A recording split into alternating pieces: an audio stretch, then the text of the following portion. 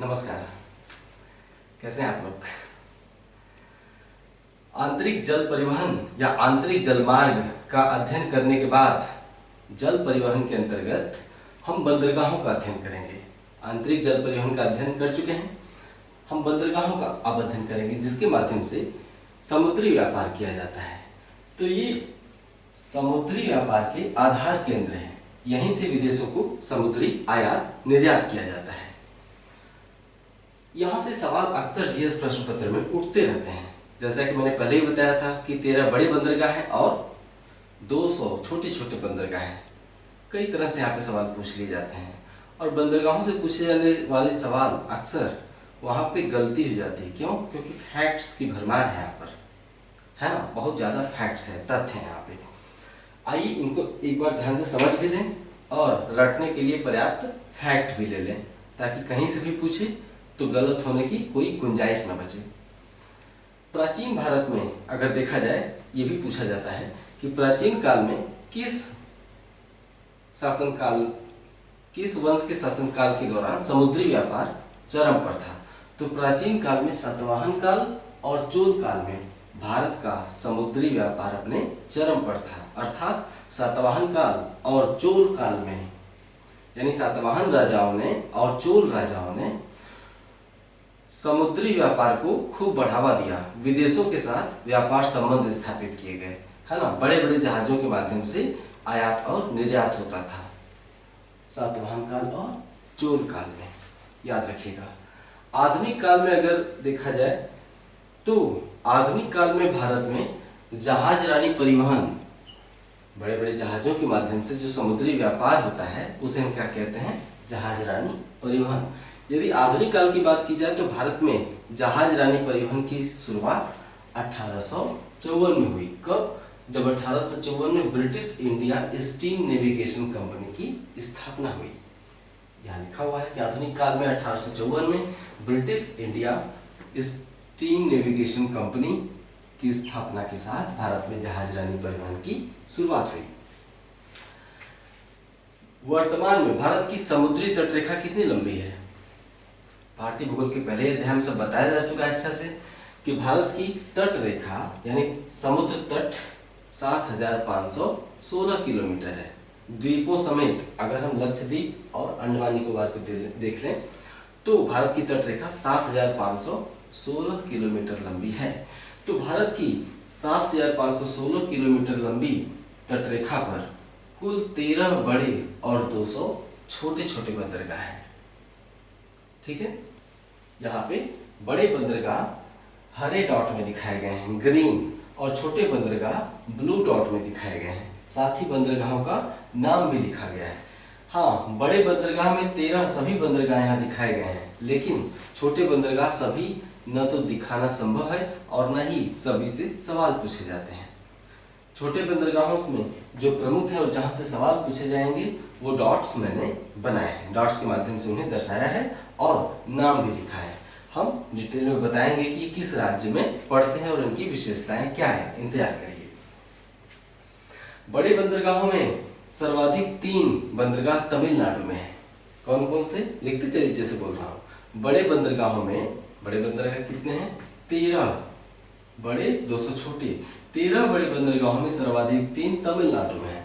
साफ यहाँ दिख रहा है, एन्नौर, चेन्नई और तूतीकोरिन। हरे कलर में बड़े बंदरगाह दिखाए गए हैं। ठीक है, एन्नौर, चेन्नई और तूतीकोरिन। सर्वाधिक 3 बड़े बंदरगाह तमिलनाडु में है। 200 छोटे बंदरगाहों में सर्वाधिक 53 महाराष्ट्र में है। छोटे बंदरगाहों में सबसे ज्यादा 53 बंदरगाह महाराष्ट्र में। यहाँ कुछ ही दिखाए गए हैं, बहुत छोटे छोटे बंदरगाह वहां पे। नेक्स्ट, देश की कुल 7,516 किलोमीटर लंबी तटरेखा। हम ये बताने का प्रयास कर रहे हैं कि ये जो 7,516 किलोमीटर लंबी तटरेखा है ये किन किन राज्यों और केंद्र शासित प्रदेशों में स्थित है, या कौन कौन से राज्य और केंद्र शासित प्रदेश हमारी 7,516 किलोमीटर लंबी तटरेखा पर स्थित हैं। इन राज्यों और केंद्र शासित प्रदेशों के नाम स्पष्ट रूप से जानना जरूरी है, सवाल पूछे जा सकते हैं। तो देश की कुल 7,516 किलोमीटर लंबी तटरेखा 13 राज्यों और केंद्र शासित प्रदेशों में फैली हुई है। मतलब 13 में राज्य भी हैं और केंद्र शासित प्रदेश भी हैं। ठीक है, 13 राज्यों और केंद्र शासित प्रदेशों में फैली हुई है। ये 13 राज्य और केंद्र शासित प्रदेश कौन से हैं? यहाँ पे लिखा हुआ है, आप चाहें तो इसे पढ़ सकते हैं आसानी से, है ना।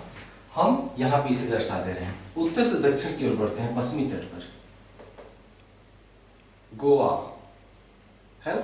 गोवा के दक्षिण में राज्यों के नाम पर ले लेते हैं, गोवा तट पर है। फिर महाराष्ट्र, महाराष्ट्र के दक्षिण में, इसे गोवा बोल रहा हूँ क्या, I am sorry, Gujarat, Gujarat, उसके बाद महाराष्ट्र, उसके दक्षिण में गोवा, फिर कर्नाटक, उसके दक्षिण में केरला। पूर्वी तट पर आते हैं, कोरोमंडल तट पर तमिलनाडु, आंध्र प्रदेश, उड़ीसा और वेस्ट बंगाल, पश्चिमी बंगाल। कितने हो गए? गुजरात, महाराष्ट्र, गोवा, कर्नाटक, केरल, तमिलनाडु, आंध्र, उड़ीसा, पश्चिम बंगाल। ये हो गए 9 राज्य और ये 4 केंद्र शासित प्रदेश हैं जिनके पास तट रेखा है। कौन कौन से हैं? दमन दीव, दमन दीव गुजरात के अंतर्गत आता है। दमन मुख्य भूमि में है और दीव यहाँ पे खंभात की खाड़ी पड़ता है। इसका मतलब तटीय क्षेत्र हो गया, खंभात की खाड़ी में है तो दमन दीव, पांडिचेरी तमिलनाडु तट पर है, यहाँ पर पांडिचेरी है ना, तो उसके पास तट रेखा है। इसका मतलब दमन दीव, पांडिचेरी, लक्षद्वीप और अंडमान निकोबार द्वीप है, तो इनके पास तट रेखा है ही है ना। इसे फिर से पढ़ लेते हैं। देश की कुल 7,516 किलोमीटर लंबी तट रेखा 13 राज्यों और केंद्र शासित प्रदेशों से होकर गुजरती है या इसमें फैली हुई है। इनके नाम आपने देखा, इसे अच्छे से याद करने की जरूरत नहीं है।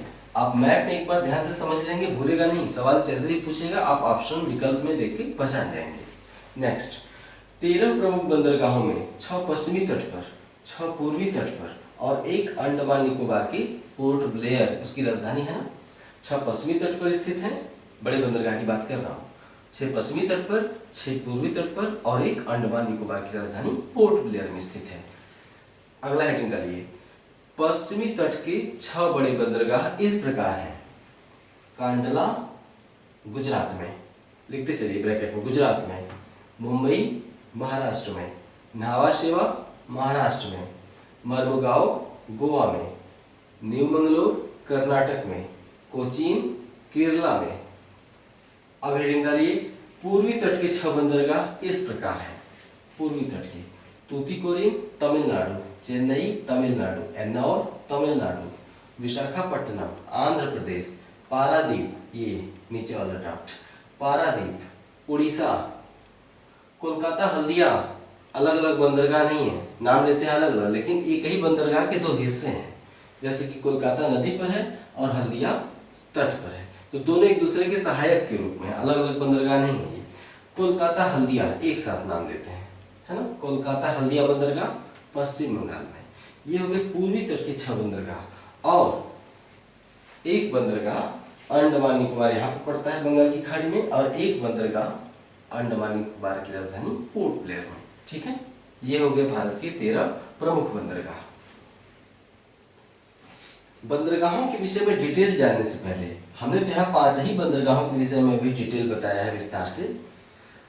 अभी बंदरगाहों के बारे में काफी बातें हैं। हमने उन सभी तथ्यों को इकट्ठा करने का प्रयास किया है जहां से सवाल पूछे जा सकते हैं और पूछे जाने की संभावना है, और जो पूछे जा चुके हैं, कुछ भी छूटेगा नहीं। ये तो अभी 5 बंदरगाहों का एक छोटा सा सीन है। इसके अगले वीडियो में ढेर सारे बंदरगाहों के विषय में फैक्ट्स जानेंगे आप। बंदरगाहों के विषय में ढेर सारे फैक्ट्स जो पूछे जा सकते हैं। हाँ, ये तो हो गया बड़े बंदरगाहों की अवस्थिति आपने देखी, पश्चिमी तट पर, पूर्वी तट पर। अब अगला हेडिंग डालिए, 200 छोटे बंदरगाहों में प्रमुख बंदरगाह और उनकी अवस्थिति इस प्रकार है। छोटे बंदरगाहों में प्रमुख बंदरगाह और उनकी अवस्थिति इस प्रकार है। पश्चिमी तट से स्टार्ट करते हैं। नीले कलर की डॉट में छोटे बंदरगाह दिखाए गए हैं। आप लिस्ट बना लीजिए।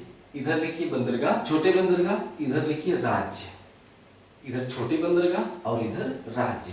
अब लिखते जाइए। मांडवी कौन सा राज्य है? गुजरात। ओखा गुजरात, द्वारका गुजरात, पोरबंदर गुजरात, भावनगर गुजरात, ये सब गुजरात में है। रत्नागिरी महाराष्ट्र, कारवार कारवार कर्नाटक, कासरगोड केरला, कनानूर कनानूर केरला, कोझिकोड केरला। कोझिकोड को ही प्राचीन काल में कालीकट कहते थे, कालीकट तट है ना। तो कालीकट या कोझिकोड एक छोटा बंदरगाह है।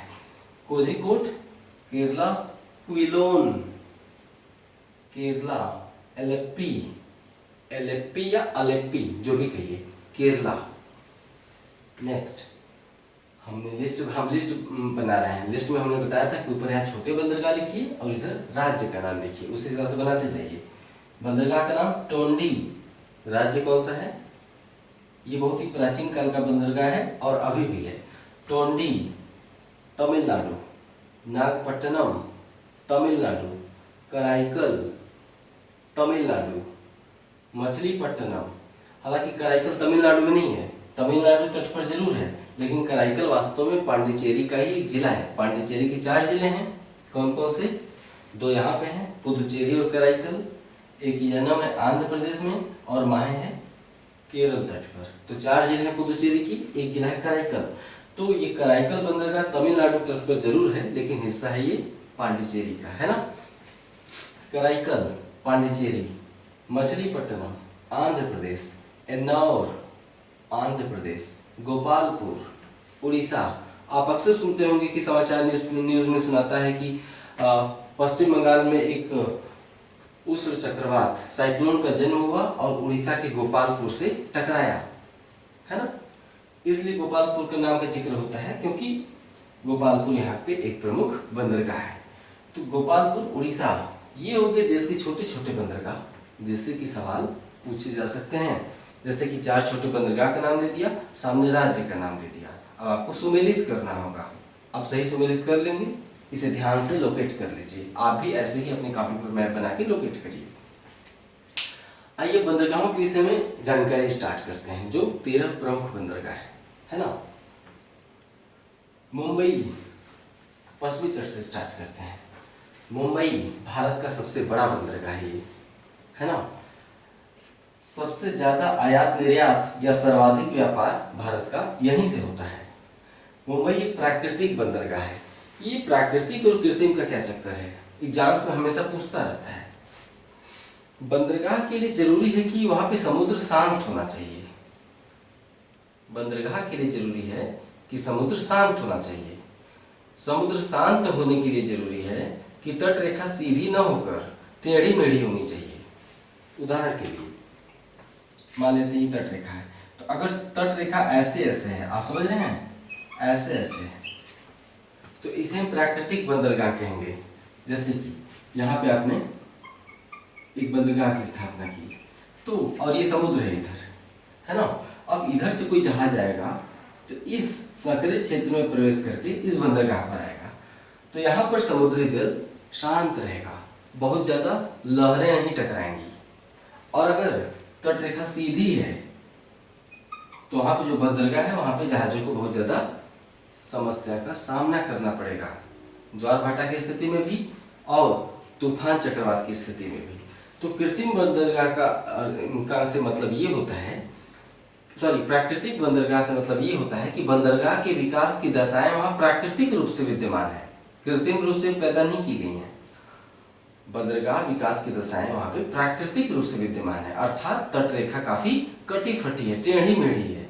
कटी फटी तट रेखा बंदरगाहों के विकास के लिए अच्छी मानी जाती है।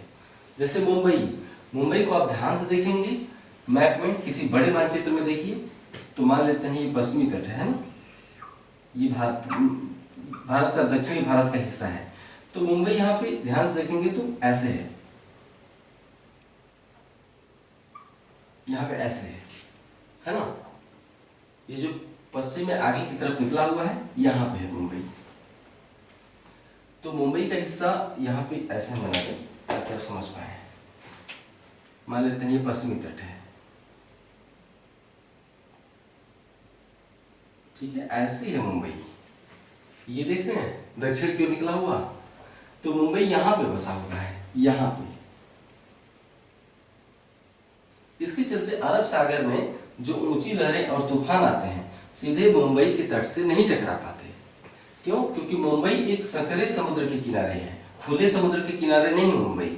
ये देखिए संकरे समुद्र के किनारे मुंबई स्थित है। तो इसके चलते मुंबई में बंदरगाह विकास की प्राकृतिक दशाएं विद्यमान है। इसीलिए हम कहते हैं कि मुंबई एक प्राकृतिक बंदरगाह है। हाँ, चूंकि आयात निर्यात अथवा व्यापार किसी भी देश की आवश्यकता है, तो देश केवल प्राकृतिक बंदरगाहों पर ही निर्भर नहीं रह सकता। क्यों? क्योंकि हर जगह प्राकृतिक रूप से बंदरगाहों का विकास या तट रेखा का विकास नहीं हुआ है। तो ऐसे जगहों पर सरकार ने क्या किया है कि दीवारें खड़ी कर दी हैं या समुद्र को पाट दिया है थोड़ी दूरी तक। समझ रहे हैं ना? समुद्र को थोड़ी दूर तक आगे पाट देंगे कंक्रीट डाल के, कंक्रीट की दीवार खड़ी करके या कोई ऊंची दीवार खड़ी करके, तो चक्रवात, तूफान और ऊंची लहरें वहां पर बंदरगाह तक नहीं पहुंच पाएंगी। तो उसे हम कहते हैं कृत्रिम बंदरगाह। मतलब जो सुरक्षा उपाय किए गए हैं वो कृत्रिम रूप से किए गए हैं, प्राकृतिक रूप से वहां पर विद्यमान नहीं थे। अब आप समझ गए कृत्रिम बंदरगाह, प्राकृतिक बंदरगाह क्या होते हैं। ठीक है, तो मुंबई एक प्राकृतिक बंदरगाह है ना। सर्वाधिक आयात या निर्यात या व्यापार यहीं से होता है। न्हावा शेवा, इसे जवाहरलाल नेहरू बंदरगाह भी कहते हैं। न्हावा शेवा महाराष्ट्र में मुंबई के ठीक दक्षिण में है। न्हावा शेवा महाराष्ट्र में मुंबई के ठीक दक्षिण में है। वास्तव में न्हावा शेवा बंदरगाह का विकास स्वतंत्र रूप से नहीं हुआ है। मुंबई भारत का सबसे बड़ा बंदरगाह है और दुनिया भर से यहाँ से व्यापार होता है। मुंबई से माल जहाजों पे लादा जाता है, लेके चले जाते हैं। साथ ही विदेशों से जो माल आता है उन्हें मुंबई में उतारा जाता है। तो बहुत ज्यादा आयात निर्यात के चलते मुंबई बंदरगाह पर भार बहुत ज्यादा रहता है। भार मतलब सामानों का और जहाजों का जो घनत्व है बहुत ज्यादा हो जाता है। इसके चलते मुंबई बंदरगाह का भार हल्का करने के लिए, उसका बोझ थोड़ा कम करने के लिए ठीक बगल में न्हावा शेवा बंदरगाह की स्थापना या विकास किया गया, ताकि कुछ बंदरगाह, कुछ जहाज मुंबई न आकर न्हावा शेवा पर उतरेंगे, है ना। इससे क्या है कि मुंबई बंदरगाह पर भार थोड़ा कम हो जाएगा। तो ये जवाहरलाल नेहरू बंदरगाह भी कहते हैं। ये मुंबई का सहायक बंदरगाह है, अर्थात मुंबई बंदरगाह पर भार कम करने के लिए ही न्हावा शेवा बंदरगाह की स्थापना की गई थी।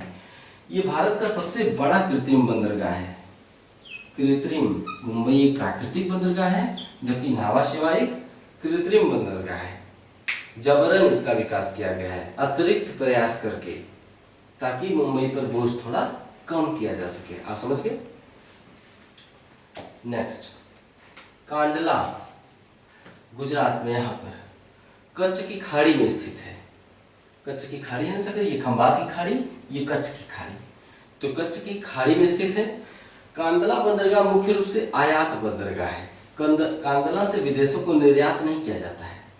कांडला में केवल बाहरी देशों से आयात किया जाता है सामान का। तो इसलिए आपसे सवाल पूछा जाएगा कि निम्नलिखित में से कौन सा एक आयात बंदरगाह है, इंपोर्ट नॉट एक्सपोर्ट। तो आपका उत्तर होगा कांडला बंदरगाह, है ना। मुख्यतः आयात बंदरगाह। क्या आयात किया जाता है यहाँ पे मुख्य रूप से? यहाँ पर पेट्रोलियम और उर्वरक का आयात यहीं से होता है। पेट्रोलियम और उर्वरक मतलब खाद या फर्टिलाइजर का आयात यहीं पर होता है, कांडला पर। विदेशों से जो भी कच्चा तेल अर्थात पेट्रोलियम और फर्टिलाइजर मंगाया जाता है वो कांडला में ही मंगाया जाता है। नेक्स्ट, उत्तर भारत को आपूर्ति करने वाला सबसे बड़ा बंदरगाह। हालांकि सभी बंदरगाहों से कुछ न कुछ सामान की आपूर्ति उत्तर भारत के क्षेत्रों में होती है, लेकिन उत्तर भारत को सबसे ज्यादा आपूर्ति किस बंदरगाह से की जाती है सामानों की? कांडला बंदरगाह से। याद रहेगा, लिखा है उत्तर भारत को आपूर्ति करने वाला सबसे बड़ा बंदरगाह। मर्मुगांव, कांडला हो गया, मुंबई हो गई, न्हावा शेवा हो गया। अब मर्मुगांव पढ़ते हैं। मर्मुगांव बंदरगाह गोवा में है ना। गोवा में दो नदियां प्रमुख रूप से बहती हैं, जुआरी और मांडवी। नदी वाले चैप्टर में से बताया जा चुका है, जुआरी और मांडवी। पश्चिमी घाट पर्वत से निकलती हैं और खूब रफ्तार से गोवा तट पर समुद्र में मिल जाती हैं। तो जो मर्मुगांव बंदरगाह है जुआरी नदी के ज्वार नदमुख पर है। अब ज्वार नदमुख क्या है? इंग्लिश में एस्चुअरी कहते हैं। नदी समुद्र तट पर जब पहुंचती है अर्थात अपने मुहाने पर, तो या तो डेल्टा का निर्माण करती है या एस्चुअरी की अर्थात ज्वार नदमुख की।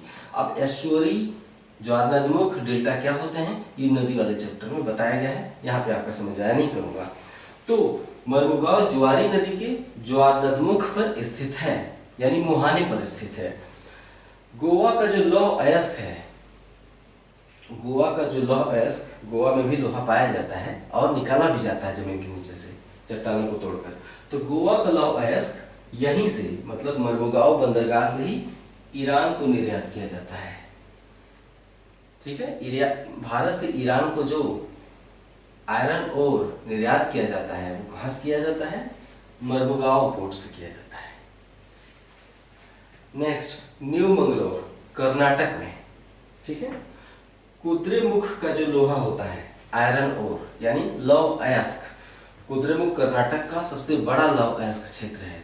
ये लौह अयस्क यानी खनिज संपदा वाले अध्याय में सब बताया जा चुका है। तो कुद्रेमुख का लौह अयस्क न्यू मंगलोर से ही पश्चिमी देशों यानी अरब के देशों को, अफ्रीका और अरब के देशों को निर्यात किया जाता है। कहां से? न्यू मंगलोर बंदरगाह से। गोवा का लोहा मर्मुगांव से और कर्नाटक अर्थात कुद्रेमुख का लोहा न्यू मंगलोर से निर्यात किया जाता है। ये सवाल पूछेगा इसलिए बता रहा हूं, कुछ भी फालतू नहीं है। हाँ, बंदरगाहों से संबंधित और भी महत्वपूर्ण फैक्ट जो कि एग्जाम की दृष्टि से महत्वपूर्ण है और जो पूछे जा चुके हैं वो इसकी अगले वीडियो में रहेंगे। वहां पे आपको एग्जाम की दृष्टि से कहीं ज्यादा महत्वपूर्ण फैक्ट दिखाई देंगे और आप उन्हें समझेंगे। तो इसी तरह से भारतीय भूगोल को करते रहिए। अगले 4-6 वीडियो में भारतीय भूगोल अब समाप्त होने वाला है। नमस्कार।